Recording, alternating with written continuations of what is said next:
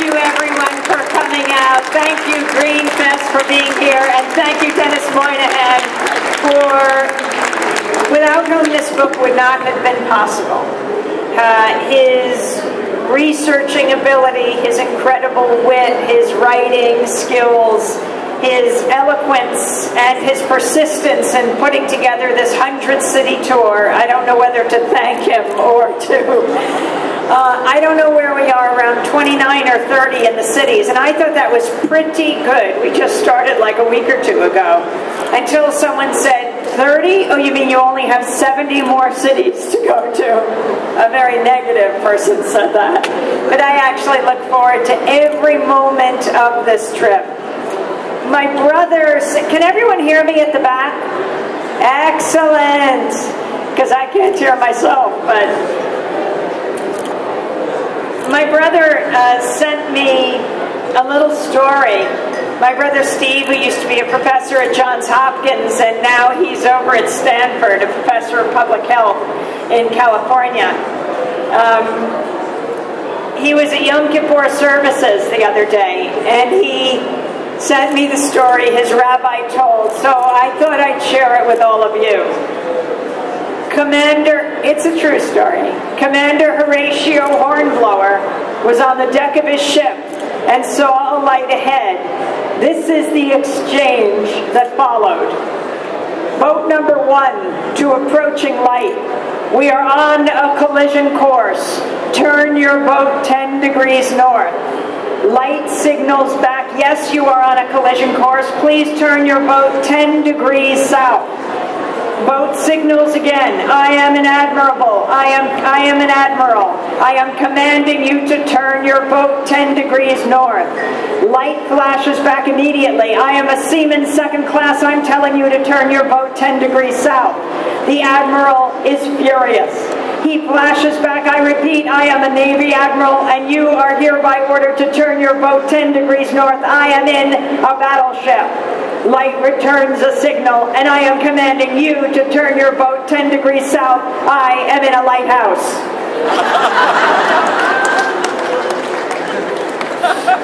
Just a story. That's what our dinner table sounded like as we were growing up, as I was growing up with my 3 brothers and with my wonderful parents. It is really great to be here with you, because sustainability, developing a different way of living that doesn't exploit others or exploit the earth, is something we must all take seriously. 1 year ago last week, 1 year ago this Monday, the Occupy movement took over Zuccotti Park in New York, and here in Washington it happened this week. We need a media that expresses the views of people on the ground and the movements that they form, that takes these movements seriously. I remember clearly a week ago, at this point I don't know if any of the corporate networks even mentioned Occupy Wall Street. First, it was total silence, not in Zuccotti Park by any means, but in the corporate media covering what was happening as thousands took to this area near Wall Street. And then they started to talk about it in a very derisive way, laughing at the people who were there. Like, what is their message? All of them have these different views, different points, different issues. And where is their spokesperson? They would say. I remember when Erin Burnett of CNN first started her show. It was at the same time she'd been on with Howard Kurtz the night before, talking about how she would be there with the people expressing their views. In her first episode of Out Front, she had a segment called Seriously, where she was talking about Occupy Wall Street. So first they ignored it, then they laughed at it, saying, what is their point? But think about it. I think any Madison Avenue executive would have drooled to be the one to be credited with the motto, "We are the 99%. Has there been a more resonant phrase? I hesitate to use the word battle cry for a group of peaceful activists, but has there been a more resonant expression of any movement than "we are the 99%? It reverberated across this country from Tea Party movement right across the spectrum. And the term occupy has occupied every language almost on earth. Yes, it was powerful. But you know, I think Mahatma Gandhi said it best. First they ignore you, then they ridicule you, then they fight you, then you win. Occupy. Where did it come from? Wisconsin. Where did it come from? The Arab Spring. Think back to December of 2010. Mohamed Bouazizi in Tunisia, aggravated, coming out of university, having no opportunity, going to the marketplace to sell fruit and vegetables, and he is harassed by the authorities until they take his scale, and he can't take it anymore, and he sets himself on fire, which is the spark of the Tunisian revolution, which then ignites the Egyptian revolution. How many of you heard or saw the Egyptian revolution through the reports of Sharif Abdel-Qaddous on Democracy Now! How amazing were his reports. Sharif is the son of an illustrious family. His grandfather, the most famous writer of Egypt, Hassan Abdel-Qaddous. He was here broadcasting Democracy Now! As he had been for 8 years, when he started getting texts from relatives, from cousins, from friends saying, "I will die for the revolution." He's saying, what are they talking about? These are apolitical friends. Suddenly, he said, the temperature is different. He flew right into Tahrir. Remember when Mubarak plunged Egypt into digital darkness? Turned off the internet. Actually, he didn't do it by himself. He relied on a U.S. company named Naris in California. When there was global outcry, they put out a press release that said, "We were only following orders." We have heard that one before. And Democracy Now! Started 16 years ago, the only daily election show in public broadcasting. On Pacifica Radio. Special thanks to Julie Drizzen, who was our first executive producer at Pacifica Radio. She called me in Haiti and asked if I wanted to host this show. And here I was in a place where people were gunned down when they went to the polls, though they went in overwhelming numbers. Nothing like that percentage voted in the United States, so they didn't face anything like the odds. I didn't think people here were apathetic, but what were they involved in? What were they doing in their communities? Why weren't many voting? And that's what I was interested in finding out. And so we started in 1996 in February, following the primaries. What were people doing in their communities? On a few dozen community radio stations. And then September 11th came along, and just by chance that week, we started on our first TV station in New York, Manhattan Neighborhood Network, the public access station, because they had a direct link to the firehouse we were broadcasting from, now a media center, which was the closest national broadcast to Ground Zero. To Ground Zero. And they started us as emergency broadcasting, and television stations around the country started asking for our broadcast, and we went from increasingly on public access TV stations, then the radio in a town would watch us on TV and say, "Could we run you?" to increasingly on NPR stations, then on PBS stations, as we broadcast on dozens of PBS stations around the country. And we are very excited. Oh my God, look who just sat down. We are very excited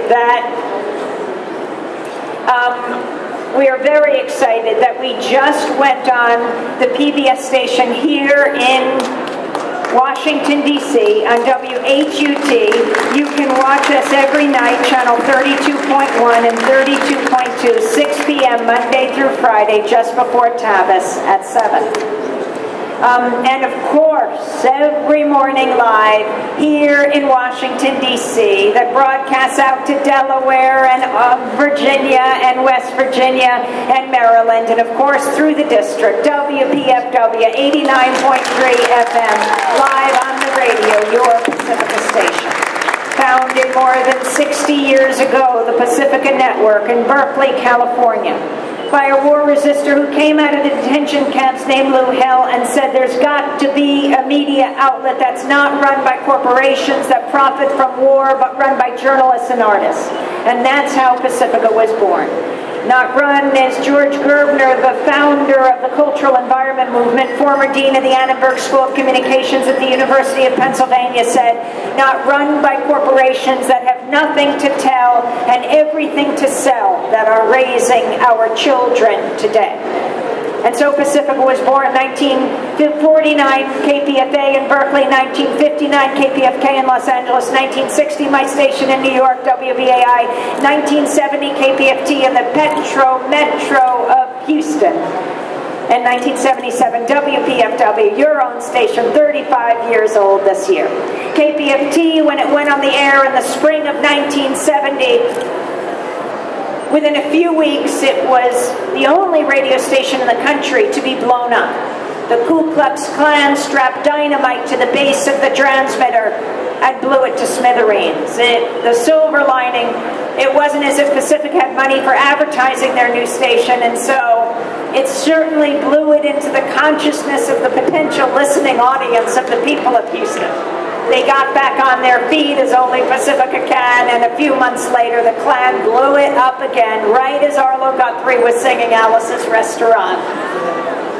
I can't remember if it was the Grand Dragon or the Exalted Cyclops, because I often confuse their titles, but he said it was his proudest act. I think that's because he understood how dangerous Pacifica is, how dangerous independent media is, because it allows people to speak for themselves. And when you hear someone speaking from their own experience, a Palestinian child, an Israeli grandmother, an uncle from Afghanistan, an aunt from Pakistan, talking about what it is like to be under the drones as they fly overhead. It changes people, hearing someone speak for themselves. It challenges the stereotypes and the caricatures that fuel the hate groups. I really do think that the media can be the greatest force for peace on earth, but instead it is wielded as a weapon of war, and that must be challenged. We must build our own media, as we're doing at Democracy Now!, working with public radio and television, PBS and NPR, and community radio stations and college stations and low-power FM stations, and online at democracynow.org, broadcasting now on over 1,100 stations, our headlines in Spanish on 300 stations all over the world. We broadcast in South Africa, in Japan, on television in Sweden, throughout the world, as a model for independent media. When we talk about war, not brought to you by the weapons manufacturers. When we talk about health care, not brought to you by the insurance industry or Big Pharma. When we broadcast Kumi Naidu's voice, who's right there in the second row, Kumi, stand up, the executive director of Greenpeace International. When we broadcast Kumi's voice as he was hanging off an oil tanker of Gazprom in the Arctic, getting hit with water cannons by this Russian gas company, protesting with his colleagues at Greenpeace, drilling in the Arctic. We didn't say, hold on there for a second, Kumi. I hope you don't get washed off the side of the ship, because we got to stop for an ad for ExxonMobil. No. We are brought to you by listeners and viewers like you, who, as he hung there, you hung on every word as it reverberated around this continent and around the world. That's the power of independent media. One simple phone line, how simple and appropriate the technology, can bring you voices of people who are changing the world, reverberating around the globe, which is also why we must keep the internet open and free. As the telecoms, the telecommunications companies, and the cable companies attempt to write the legislation that would take this incredible global resource that was built with your taxpayer dollars and try to privatize it as it's so profitable now. Most importantly, it is humanly profitable to all of us, and we must be very careful to protect this global resource. And so, Sharif lands in Tahrir. Mubarak brings down the internet. We had been scrappy from the beginning at Democracy Now! 16 years ago. We couldn't afford the satellites. We transmitted our radio show by MP3. Online stations could take it. Then we went on television and we pioneered a way to send through the internet broadcast quality videos so television stations around the world and this country could take the broadcast. So when Sharif landed in the middle of Tahrir and the internet was down, he became one of the top tweeters in the world, figured out a workaround. And suddenly CNN was showing his tweets. And I remember then when Mubarak realized his fatal error, bringing the internet down. You know, Sharif joked, we're Egyptian after all. That was Mubarak's fatal error. We would have been inside on Facebook, on the internet, but he turned it off, so we had to go outside to see what was going on. And then you had 1 million people out in Tahrir. But Mubarak turned it went back on. And then the thugs brought down the television satellites. And that's how the networks broadcast. I remember seeing Anderson Cooper in his hotel room with a lower third that said, reporting from an undisclosed location, looking like old Democracy Now! On Skype, because they weren't used to these not having satellites. And there was Sharif broadcasting from the middle of Tahrir, saying exactly where he was, saying it was the safest place to be in Egypt. And he was with Hani Massoud, our video producer, also Egyptian-American, who played on the equivalent of the Egyptian national basketball team. He leaps tall buildings in a single bound. In fact, when Kumi was part of an action at the Durban Climate Change Conference, this UN summit, and Greenpeace was hanging banners against the polluters and for the people from major business coalitions that were holding their meetings there. It was Hani that I relied on as we made our way up to the roof to show who these people were who were taking these great risks in this gusting wind to unfurl these banners, these messages to the world. So Hani was with Sharif. He flew to Egypt.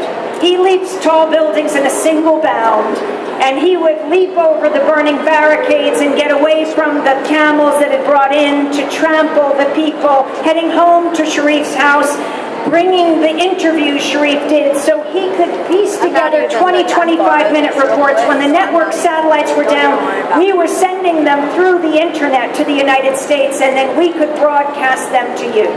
And you met the people of the revolution. You met Adef Sawef, the great Egyptian writer who wrote Map of Love. You met Nawal Saadawi, the 79-year-old former presidential candidate who'd written many books, who'd been imprisoned under Sadat, exiled under Mubarak, who was holding salams for young people in Cairo, saying before Tahrir, we will win, as they became increasingly skeptical. 79 years old. And he was bringing you her voice. And the young woman, a high school student, who was putting out the broadsheet Voices of Tahrir in the shadow of the state media building that had spewed lies for so many decades. These were the voices of the people at the grassroots, not just the bird's eye, very impressive view of the remarkable gathering in Egypt. That's who you met. And Sharif would describe these stories as he was increasingly interviewed on MSNBC and CNN and all the networks, in addition, of course, to Democracy Now! We call that trickle up journalism. So, from the Egyptian Revolution to the Arab Spring to what happened in Wisconsin, this remarkable uprising last year, when people say, what gives you faith? It's about movements. It's always been about movements. Wisconsin had never seen an uprising like this. 150,000 people in a day marching in the freezing cold, taking on their governor, Scott Walker, who was trying to eviscerate public unions, destroy public collective bargaining rights. Now, this is an amazing story. We flew into Wisconsin as the Wisconsinites took over the state capitol. And I saw some of the biggest guys I'd ever seen, like the Oshkosh prison guards. And I went up to them and I said, who did you vote for? They said, Governor Walker, of course. And I said, then what are you doing here, occupying the Capitol? And they said, protesting Governor Walker, of course. And I said, why? And he said, because he didn't tell us when he was running for governor that this is what he was going to do, that he was going to target our fellow and sister teachers. He didn't say that. And then I remember standing outside in the freezing cold, seeing an older gentleman with eyeglasses on, holding a poster that said, IRS auditors against Walker. I went up to him, who'd you vote for? Governor Walker. Why are you protesting? Because he's going after my wife. He's going after my neighbor. It was a remarkable showing of solidarity. I mean, in Wisconsin, while Walker assured the police and the firefighters that he was not targeting them, just the teachers and the nurses, the police and the firefighters stood with the teachers and the nurses, and they occupied the Capitol as well. It was one of the most amazing scenes in front of Governor Walker's office. You had the kids with dreads and tattoos that were drumming outside Governor Walker's office, and the police who were rocking out next to them. I didn't think I would see such a thing. And as I went up on a crane in the outside, as 150,000 people marched just to get that view, across the way was the History Museum, and knowing the amazing library at the University of Wisconsin, Labor Archives, I thought about Wisconsin. For young people who think, you know, the old protests and the movements had something so profound, like Dr. King, right? Taking on segregation and racial hatred. But today it's different. Think again.